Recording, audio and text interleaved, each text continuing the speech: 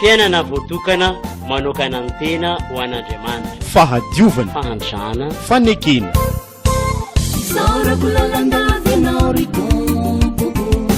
Fandaharana natokana ho an'ny taonan'ny fanokanantena amin'Andriamanitra hitondrany ny fikambanandre jiosy tsirairay misy ato amin'ny diocèse fanazavana momba ny congrégation misy azy. Arahinao eto amin'ny radio faniry fiainana voatokana manokana ny tena ho an'Andriamanitra.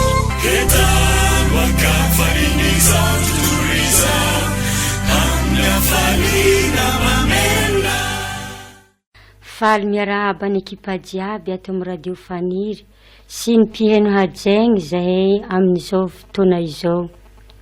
Amin'izao taonana fiainana voatokana izao dia mahafaly anay ny hampafantatra anareo mpiheno hajaina ny fikambananay. Ny mikoragna amintsika eto moa Masera Elisabeth.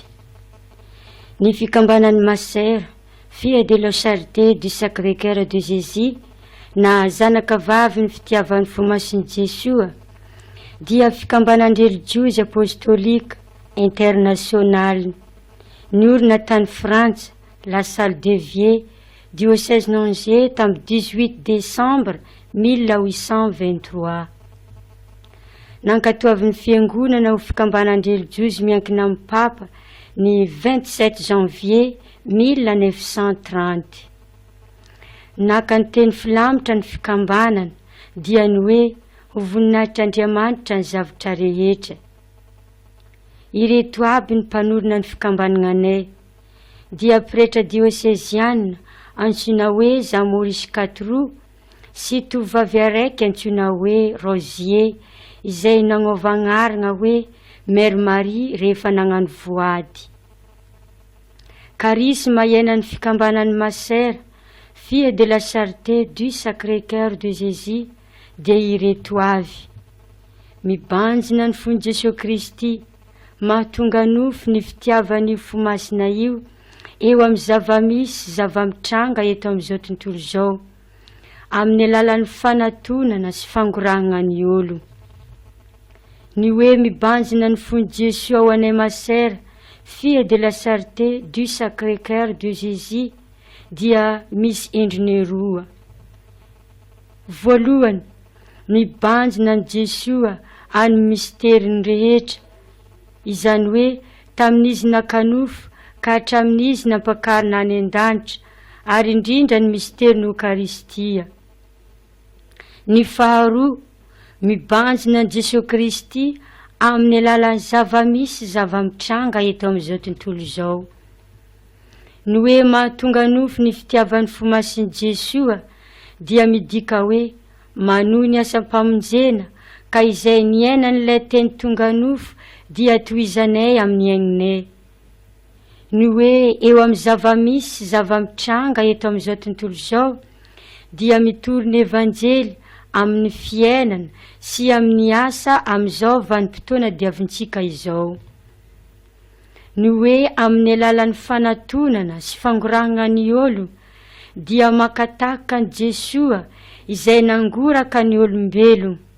Raha fintinina dia mampiseho amin'izao tontolo izao ny famindrampon'Andriamanitra no anisany irika nankinina amin'ny Masera Fille de la Charité du Sacré-Cœur de Jésus. Ny fiainam-panahy veloman'ny Masera Fille de la Charité du Sacré-Cœur de Jésus, ny fanajana ny fon'i Jesoa no fiseho ny fiainam-panahinay, mibanjina io fomasina io amin'ny misteriny jiaby, mitafy ny toe-po sy toe-tsain'i Jesosy Kristy sy manahaka azy, miaina ao anatin'ny fahatsorana sy fanetrentena ary fahamatonana. Ny fomba iainanay io fiainam-panahy io dia amin'ny alalany vavoka miarika ao amin'ny ankonam-piainana sy ombonana amin'ny eglizy manontolo. Ny Masera tsiraikiraiky koa maka fotoana adiny araiky isan'andro anaovana vavoka samirery sy banjinana ny fon'i Jesoa, vavoka fanajana ny fomasin'i Jesoa. Manao vavoka fanajana ny Masina Maria koa zahay, satria Masina Maria no nifidiny mpanorigny anay ho reny sy lehibe mpikambanana voalohany ato amin'ny fikambanana. Mamonjy lamesa isan'andro araka izay azo atao. Manao récollection ndre mandeha isam-bolagna koa izahay. Manao la retraite ny andro na valy andro mifanesy isan-taogno. Mandray ny sakramentany fampihavana, fiombonam-po sy fiombonam-piainana miaraka amin'ireo rahavavy ao amin'ny ankonam-piainana. Marina fa misy asosie laïka ny fikambanana izay miara-miaigna aminay ny fikasampitoriana ny vaovao mahafalimbonana. Manambara amin'ny alalan'ny fireketana manontolo amin'ny Jesosy Kristy fa velona izy. Maneho amin'ny fandraisana ny olona mpitiavana sy fahatsorana fankaiky izy. Mitory amin'ny alalan'ny fahavononana hanompo ny ologno jiaby fa manka amin'ny ologno jiaby ny fitiavana. Nanahoana indray ary no nahatongavanay teto Madagasikara.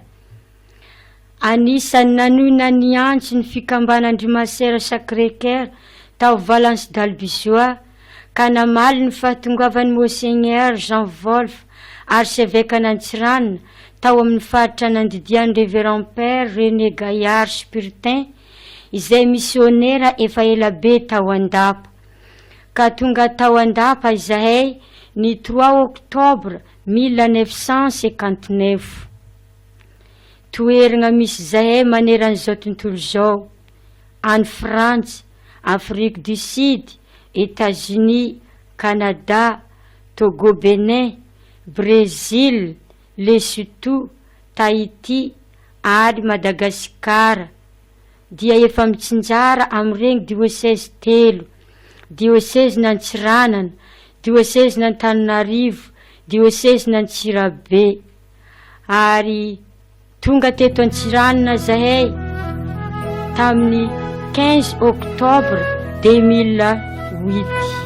Misaotra antsika jiaby naharitra ny tandregny zahay hatramin'ny farany. Samia ho tahin'Andriamanitra.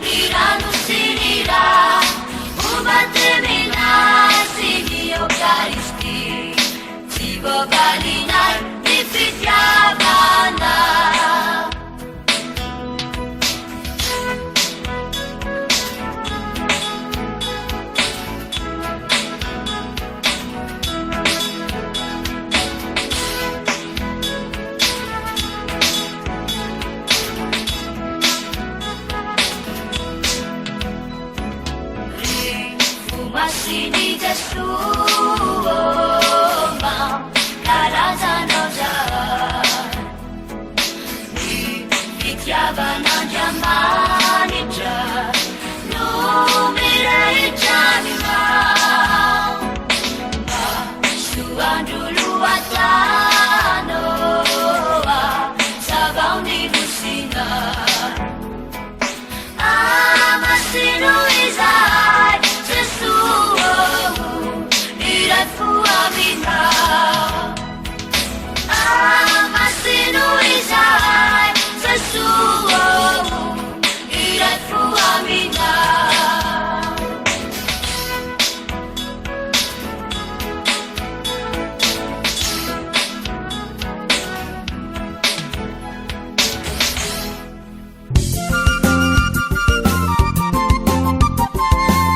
fiainana voatokana manokana ny tena ho an'Andriamanitra, fahadiovana, fahantrana, fanekena.